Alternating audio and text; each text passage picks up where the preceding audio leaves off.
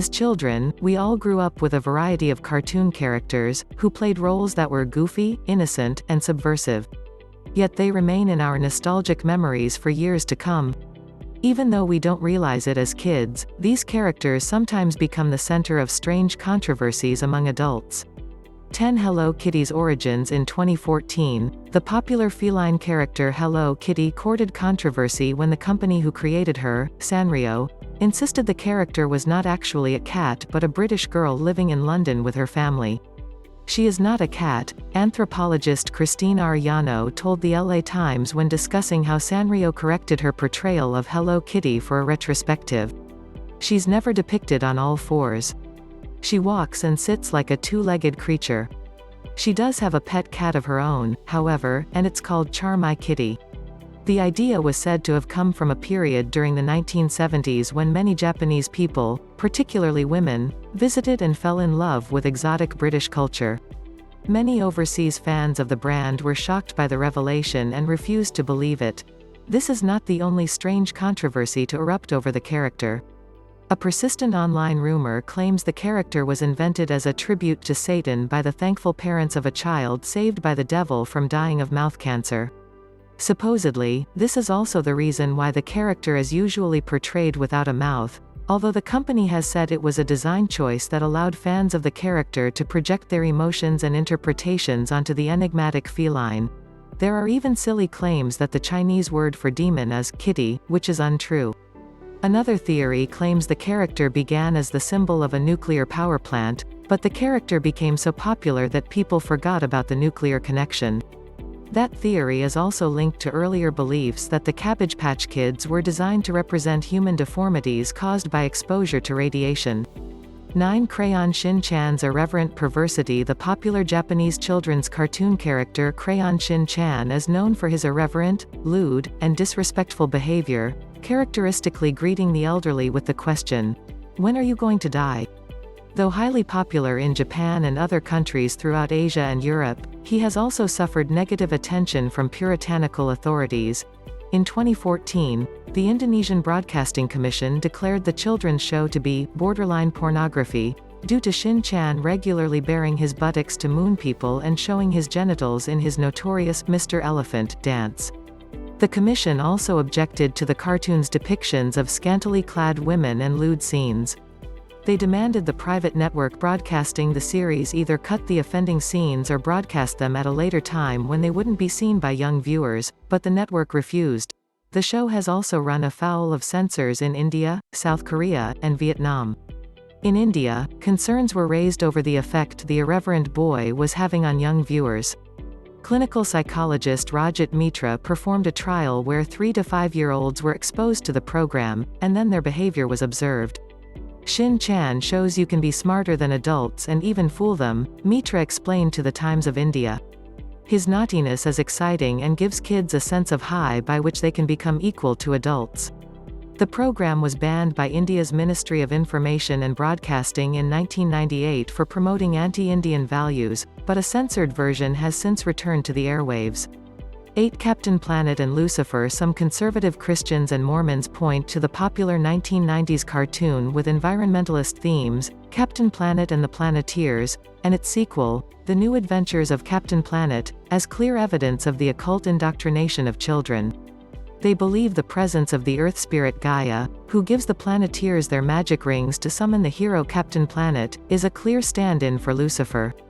Supposedly, Gaia is worshipped by occultists. The power of the 5 Planeteers to call for Captain Planet with the power of the 5 magic rings is said to represent the power of children's will to summon Lucifer. The beams of light erupting from the magic rings are seen as a reflection of classic Satanism, where an occult adept would produce power from his fingers or hand. The antagonists, representing pollution and environmental destruction, are said to be related to exaggerated propaganda to get people used to the idea of a new world order global satanic dictatorship in order to save the Earth. An unrelated controversy erupted with the 1992 episode, A Formula for Hate, which explored the dangers of public misinformation about AIDS. LGBTQ activist Taylor Cole Miller claims the show included scenes alluding to a pro-gay agenda as a way to be sensitive to gay viewers without alerting anti-gay viewers to the subtext. 7. Calvin and Hobbes and Clickhole. Bill Watterson's beloved comic strip Calvin and Hobbes, featuring precocious brat Calvin and his possibly imaginary tiger companion Hobbes, was no stranger to controversy during its run. Watterson was noted for his refusal to license his characters for merchandise like t-shirts, cups, etc. Although Watterson refused to compromise his artistic integrity to make extra money, his syndicate was adamant that they didn't need his permission to license the characters. During the battle, bootleg t-shirts and car decals with a urinating Calvin popped up, but there was never any official merchandise. Eventually, Watterson was ready to quit over the issue, under the full awareness his syndicate could give the rights to his characters to more pliable artists and writers. Afraid to lose the cartoon's creator, the syndicate relented, and Watterson won the battle. Another controversy emerged with subscriber newspapers over the Sunday format. While many newspapers were eager to give comics less valuable newspaper space, Watterson demanded half a page of space for his comic. Many other cartoonists criticized Watterson as a prima donna over the issue, but a compromise was reached in which newspapers had the option of shrinking the comic to a quarter page. Many kept it at half a page, with some saying it led to a golden age for the Calvin and Hobbes strip. Clickhole, a subsidiary of the Onion parody newspaper, posted a video in 2014 entitled, "If you grew up with Calvin and Hobbes, you need to watch this now." The transgressive video depicted the character of Calvin and his possibly imaginary tiger companion engaging in sexual relations. Although meant as a twisted satire on childhood nostalgia, it ran afoul of U.S. laws on child pornography, which also covered comics and cartoons. These laws prohibit obscene depictions of sexually explicit conduct involving children, extending to simulated bestiality and other sexual activity, whether or not the genitals or pubic area appear. It is not clear whether the Clickhole video meets the standard of being obscene, or whether it is protected by cultural or artistic worth, but a strict interpretation of the law may declare it to be child pornography. Viewing the cartoon may be technically illegal, and YouTube quickly removed the video from its website on those grounds. In an interview with Fast Company, one Clickhole editor tried to vaguely justify the cartoon. "I think we just wanted to try and hit nostalgia from a different angle. Ultimately what happened was some people liked it, some people didn't." It's very common for anything in the Onion universe to have that kind of response. 6. Uderzo's Asterix. One of Europe's most iconic comic book characters is Asterix, a scrappy protagonist from a single Gaulish village holding out from Roman domination thanks to a handy indomitability potion brewed by the local druid Getafix. The original books were known for their clever puns, which had to be altered for each foreign language translation, fun storylines, and sarcastic depictions of different ethnic groups through ancient analogues. The Asterix comics were written by René Goscinny and drawn by Albert Uderzo between 1959 and 1977, when Goscinny passed away. Uderzo continued to produce Asterix comics, but they weren't considered as good as the pair's collaborative work and often came with a fair degree of controversy.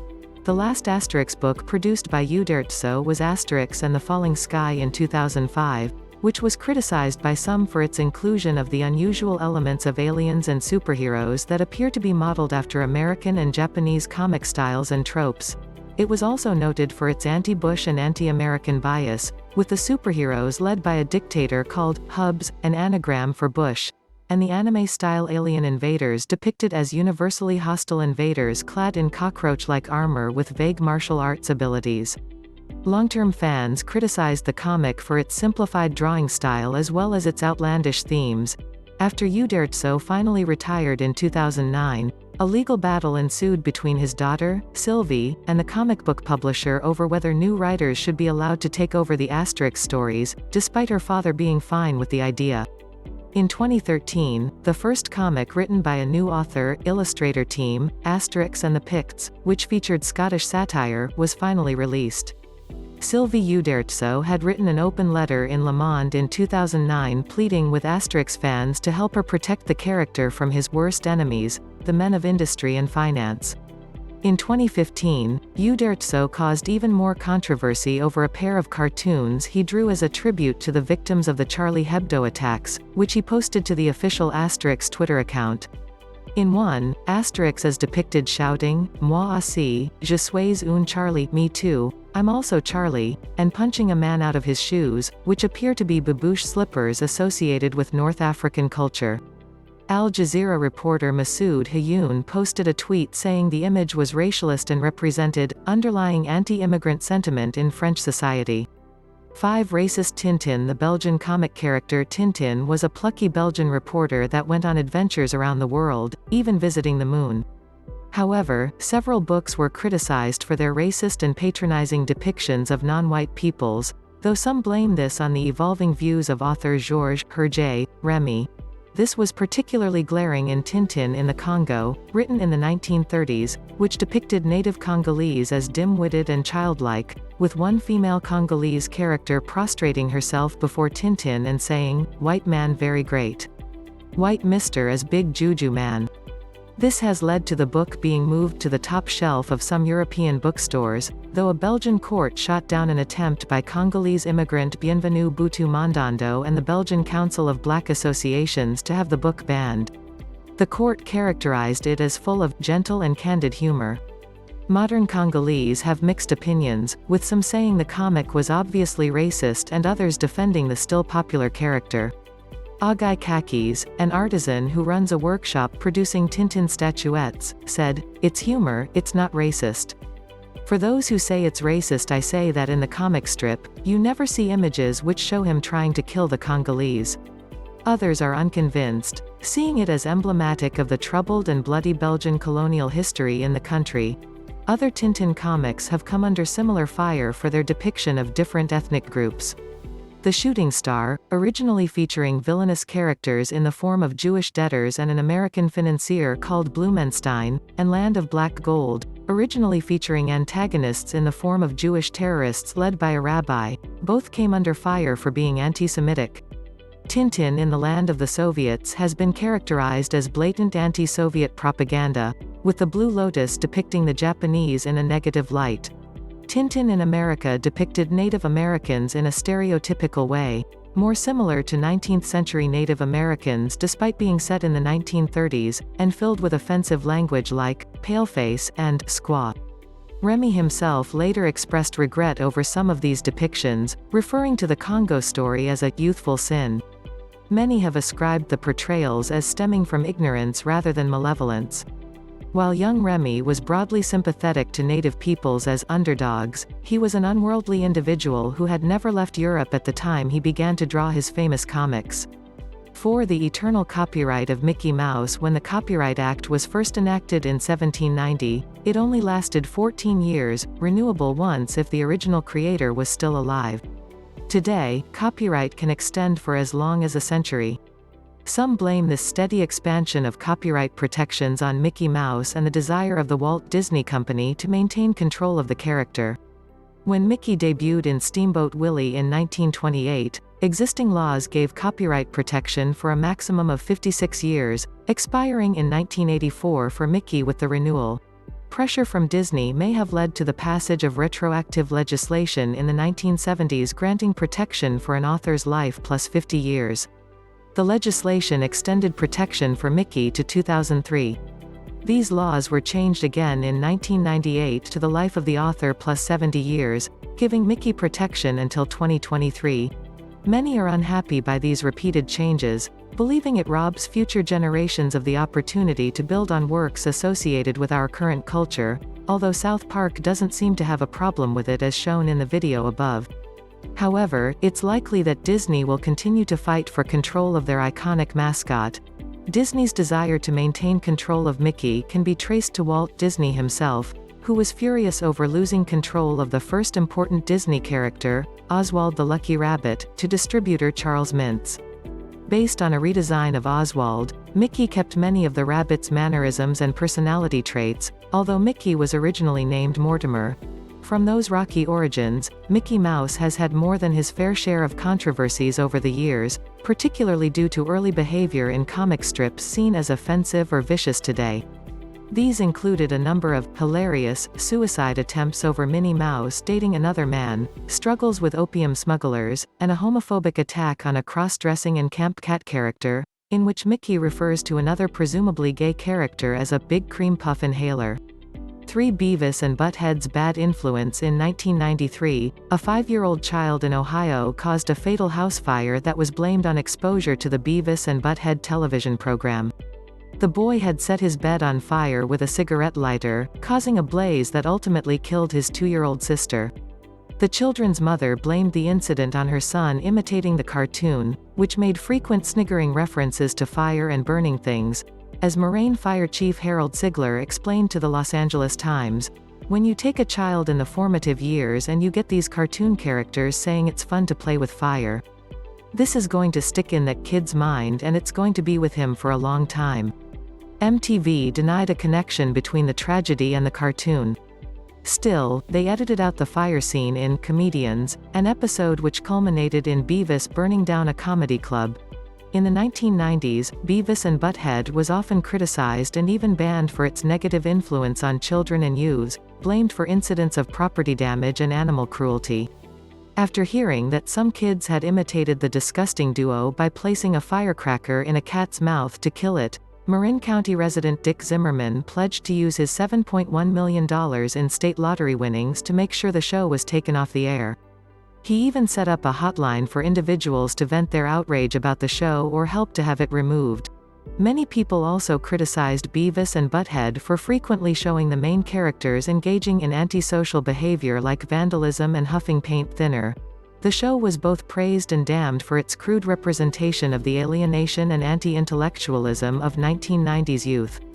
While Rolling Stone called it the voice of a new generation, Newsweek said, "The downward spiral of the living white male surely ends here. In a little pimple named Butthead whose idea of an idea is, 'Hey Beavis, let's go over to Stuart's house and light one in his cat's butt.'" Others described the program as a scatological but subversive piece of political and cultural criticism of early post-Cold War America. 2. SpongeBob's gay agenda. The idea that SpongeBob SquarePants is thinly veiled homosexual propaganda has been floating around as an urban legend in the religious far-right for years. Focus on the Family founder James Dobson made the first link when he criticized a video featuring SpongeBob that was produced by the We Are Family Foundation, which promotes tolerance. Belief that the sea sponge is homosexual is based on frequent rainbow imagery and his tendency to hold hands with his best friend, starfish Patrick Star. The concept was largely ridiculed, although some took it seriously. As reported by Cartoon Brew, David J. Stewart said, "Then there's the recent SpongeBob gay pants dilemma. Look, if you don't want people to think SpongeBob is homosexual, then don't feature him in a diversity video which obviously is implying that sodomites should be accepted as well. The flashing colors of SpongeBob are a clear indicator to me. Everyone knows that the rainbow has become the hallmark of the homosexual movement. By the way, nothing is any more blasphemous to the Bible than the sodomites' stealing of the rainbow. It is God's rainbow, not the homosexuals." While SpongeBob is a popular character among some in the gay community, his creator Steven Hillenburg has gone on record as saying he intended the character to be asexual. The controversy originated in the US, but it did spread to other countries. In 2012, the Ukraine's National Expert Commission for Protecting Public Morality tried to ban the cartoon by claiming it promoted homosexuality and describing it as a social experiment to turn Ukrainian children into criminals and perverts. The Commission's report also accused other cultural imports like The Simpsons, Family Guy, Pokémon, the Teletubbies, and Futurama of having a negative effect on Ukrainian youth. Won the censorship of Betty Boop in the 1930s, Betty Boop was among a stable of characters, including Popeye and Superman, used by Fleischer Studios to compete with Walt Disney. Betty Boop was first introduced as the girlfriend of the character Bimbo in Dizzy Dishes, portrayed as a dog with a woman's legs and spit curls. By 1932, she had become human and gained her name, becoming known for her risque cartoons, short skirt, and low-cut dress that frequently came off.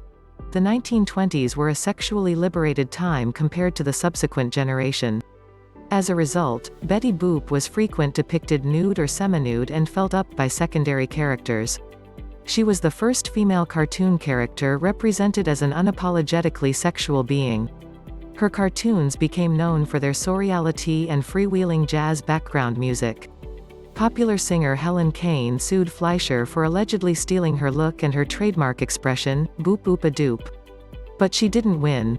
With the advent of the Hays Code in the mid-1930s, censorship changed the character completely as the movement to clean up the cartoon industry was launched. Her dress became longer, and she was less sexualized. But in the process, the character lost much of her personality. She was no longer portrayed as a liberated flapper but limited to more traditional and pure roles: teacher, secretary, housewife, and babysitter. She was also joined by more innocent side characters like Grampy, a wacky older inventor, and Pudgy, a cute dog. The weird, surreal storylines became more sedate, and Betty was shown as taller with a smaller head. Even so, Max Fleischer slipped a zinger past the Hays Code in a cartoon entitled, A Language All My Own, in which Betty sings a song in English and Japanese.